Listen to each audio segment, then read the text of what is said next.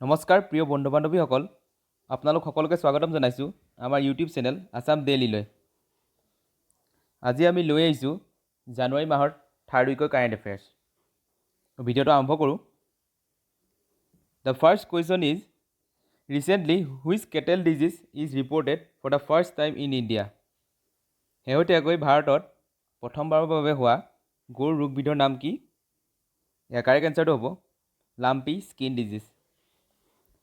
আৰু এই ৰোগবিধ কোনটো ভাইৰাছৰ ফলত হয়? এই ভাইৰাছবিধ হৈছে কেপ্ৰিপক্স ভাইৰাছ। নেক্সট কুৱেশ্যনটোলৈ যাওঁ। Makara Vilakku festival celebrated in Sabarimala temple. In which state is this temple?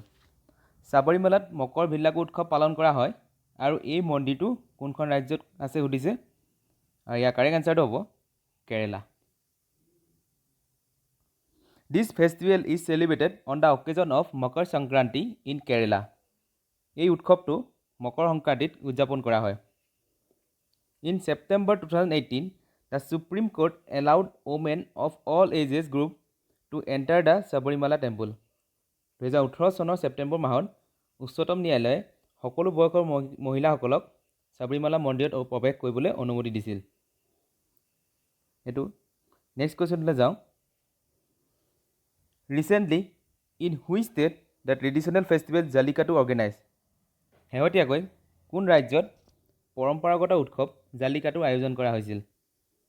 আৰু ইয়াৰ কাৰেক্ট এনচাৰটো হ'ব তামিলনাডু। এই উৎসৱটোৰ বিষয়ে আমি এটা কথা জানি লওঁ। Celebrated across the southern state of Tamil Nadu in India, Jallikattu is a sports that is perform during the 4-day festival of Pongal. ভাৰতৰ দক্ষিণ ৰাজ্য তামিলনাডুত উদযাপন কৰা জালিকাটু হৈছে এক খেল যি পংগালৰ 4-দিনীয়া উৎসৱত পালন কৰা হয়। নেক্সট কুৱেশ্যনটোলৈ যাওঁ। Who has been awarded with the Nelson Mandela world humanitarian award? Nelson Mandela বিশ্ব মানৱীয় পুৰস্কাৰ কাক দিয়া হৈছে? ইয়াৰ কাৰেক্ট এনচাৰটো হ'ব Ravi Gaikwad.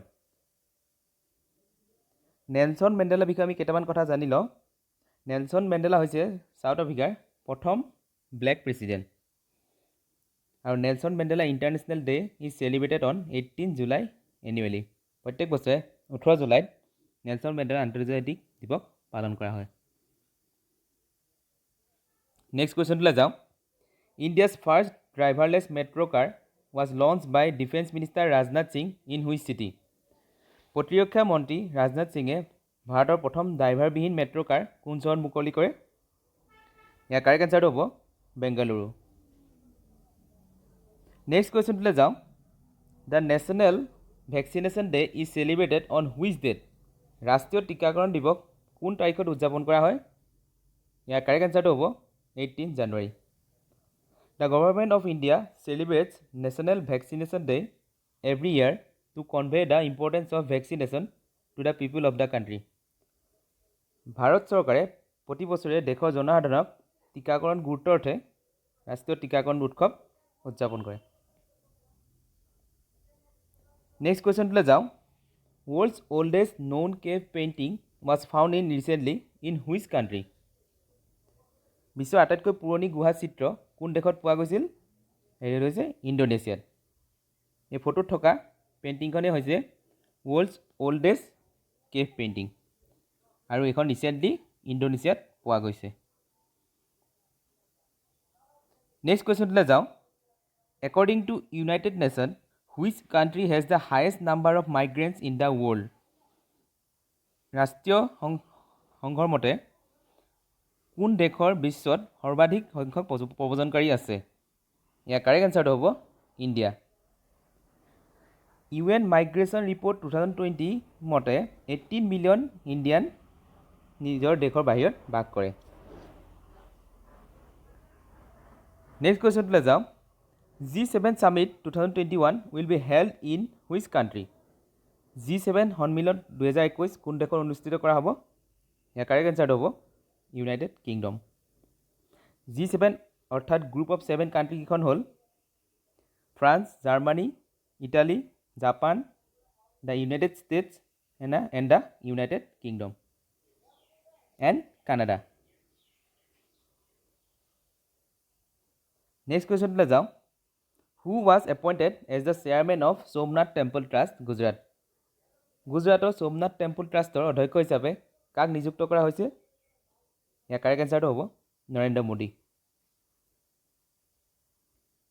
Somnath temple is located in Saurashtra Gujarat Somnath মন্দিৰ গুজৰাটৰ সৌৰাষ্ট্ৰত অৱস্থিত it is dedicated to lord Shiva আৰু এই মন্দিৰ কোনজন ভগৱানৰ বাবে উৎসৰ্গিত ভগৱান শিৱৰ বাবে নেক্সট কুৱেশ্যনলৈ যাওঁ the birth anniversary of which freedom fighter is to be celebrated as the Parakram Diwas কোন স্বাধীনতা সংগ্ৰামীৰ জন্মবাৰ্ষিকী পৰাক্ৰম দিৱস হিচাপে উদযাপন কৰা হয় ইয়াৰ কাৰেক্ট এনচাৰটো হ'ব নেতাজী সুভাষ চন্দ্ৰ বোস আৰু পৰাক্ৰম দিৱস কোন তাৰিখে পালন কৰা হয় 23 জানুৱাৰী নেক্সট কুৱেশ্যনলৈ যাওঁ who wins Yonex Thailand Open badminton tournament 2021 year correct এনচাৰটো হ'ব কেৰলিনা মেৰিন আৰু কেৰলিনা মেৰিন কোনখন দেশৰ স্পেইনৰ আৰু মেন্স কেটেগৰীটো আপোনালোকে মনত ৰাখি থ'ব কোনে জিকিছিলে ভিক্টৰ এক্সেল চেন আৰু এইজন কোন দেশৰ হয় ডেনমাৰ্কৰ নেক্সট কুৱেশ্যনলৈ যাওঁ what is the rank of India in the global fire power nation index 2021 global fire power nation index 2021ত ভাৰতৰ স্থান কি কাৰেক্ট এনচাৰটো হ'ব 4th the global fire power index rank the countries based on their potentially military strength global fire power index দেশবোৰক তেওঁলোকৰ সম্ভাৱ্য সামৰিক শক্তিৰ ওপৰত আধাৰিত কৰি স্থান দিয়া হয় India was ranked 4th in the index among 138 countries 138খন দেশৰ ভিতৰত ভাৰতৰ স্থান হৈছে 4ৰ্থ আৰু ইউনাইটেড ষ্টেটছ হৈছে 1 নম্বৰ ৰেংকত আৰু দ্বিতীয় আৰু তৃতীয় স্থানত আছে ৰাছিয়া আৰু চীন নেক্সট কুৱেশ্যনলৈ যাওঁ who took oath as 49th US vice president আমেৰিকাৰ উপৰাষ্ট্ৰপতি হিচাপে কোনে শপত গ্ৰহণ কৰিছে ৰিচেণ্টলি ইয়াৰ কাৰেক্ট এনচাৰটো হ'ব কমলা হেৰিছ আৰু জো বাইডেনে 46 প্ৰেছিডেণ্ট হিচাপে শপত গ্ৰহণ কৰিছে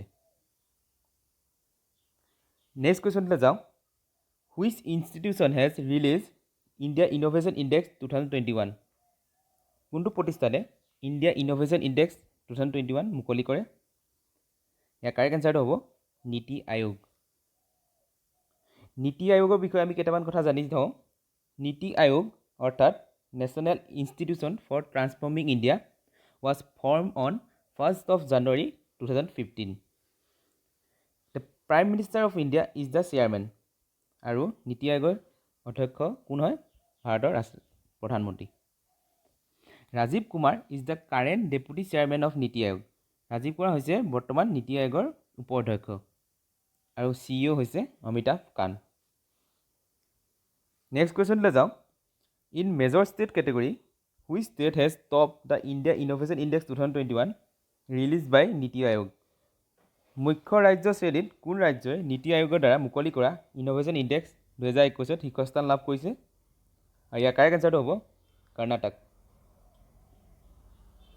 নেক্সট কুৱেশ্যনলৈ যাওঁ who has gets additional charge of the Ayush ministry কোনে আয়ুষ মন্ত্ৰালয়ৰ অতিৰিক্ত দায়িত্ব লাভ কৰিছে ইয়াৰ কাৰেক্ট এনচাৰটো হ'ব কিৰেণ ৰিজিজু আৰু কিৰেণ ৰিজিজু স্পৰ্টছ মিনিষ্টাৰ হয় ভাৰতৰ আজিলৈ ভিডিঅ'টো ইমানতে সমাপ্ত হ'ল ধন্যবাদ